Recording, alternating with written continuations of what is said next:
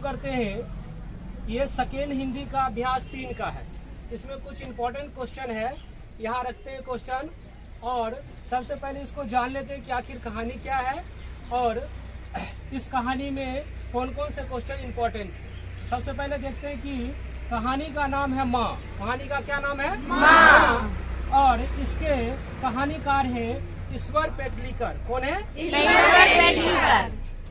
और इस कहानी के प्रमुख पात्र माँ है, मंगू है, कुसुम है और कम्मू है। इसके अलावा अस्पताल के जो भी कर्मचारी हैं उनका भी योगदान बहुत ही अच्छा है और ज्यादा है। तो इनके प्रमुख पात्र कौन हो गए? माँ, मंगू, और अस्पताल के कर्मचारी। अब देखते हैं क्वेश्चन। पहला क्वेश्चन कहता है कि माँ कहानी के लेखक कौन है? माँ कहानी के लेखक कौन है? ईश्वर पेटलीकर। कौन है? ईश्वर पेटलीकर। तो पहला क्वेश्चन हो गया कि माँ कहानी के लेखक कौन है? कौन है? ईश्वर पेटलीकर। दूसरा क्वेश्चन है ईश्वर पेटलीकर जी का जन्म कब हुआ? क्या क्वेश्चन है? ईश्वर पेटलीकर का जन्म कब हुआ?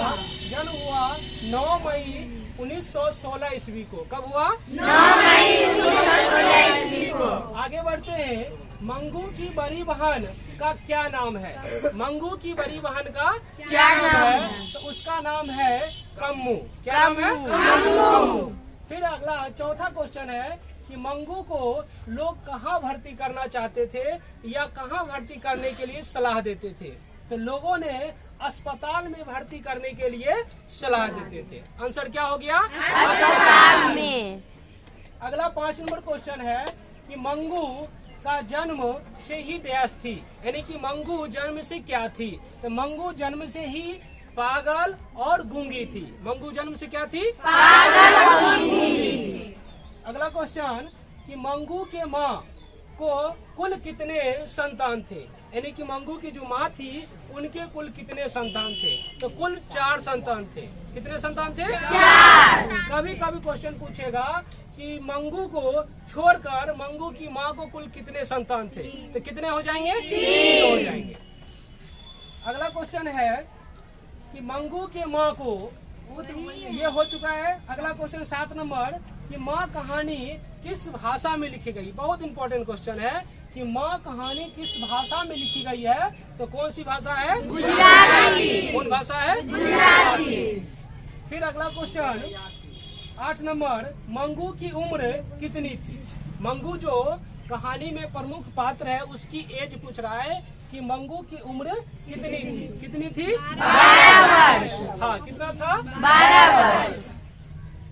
अगला क्वेश्चन 9 नंबर है कि मंगू जिस अस्पताल में भर्ती होती थी या उसको कराया जा रहा था उस अस्पताल के कर्मचारी का व्यवहार कैसा था या वह कर्मचारी किस प्रकार का था? तो वो कैसा था?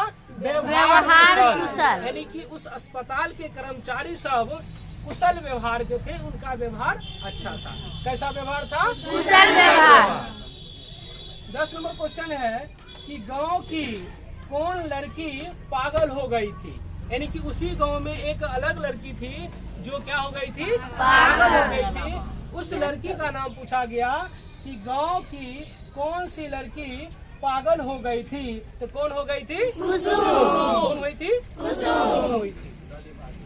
11 नंबर क्वेश्चन है कि मंगू की माँ अस्पताल को क्या समझती थी? यानी कि माँ जो है वो मंगू को अस्पताल में भर्ती नहीं करना चाहती थी। वो अस्पताल को क्या समझती थी? वो अस्पताल को क्या समझती थी? गौशाला। क्या समझती थी? गौशाला समझती थी, इसलिए वो अस्पताल में भर्ती नहीं करना चाहती थी। लास्ट क्वेश्चन है खून की सगाई, यानी कि एक कहानी है खून की सगाई। वो किनकी कहानी है?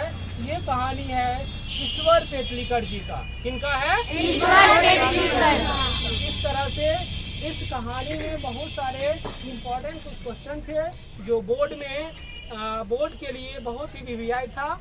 और इस कहानी को जो भी इसमें ऑब्जेक्टिव आया था ये इस प्रकार से था। इसको अच्छा से याद कर लेना जो परीक्षा में काम आ जाएंगे। एक बार फिर से इस कहानी के बारे में बता देते हैं कि ये सेकेंड हिंदी का अभ्यास 3 है इस कहानी का नाम है माँ। इसके कहानीकार हैं ईश्वर पेटलीकर जी। इनके प्रमुख पात्र हैं माँ, मंगू, कम्मू और कुसुम। इसके अलावा कुछ अस्पताल के कर्मचारी भी शामिल हैं। बस इतना ही, धन्यवाद।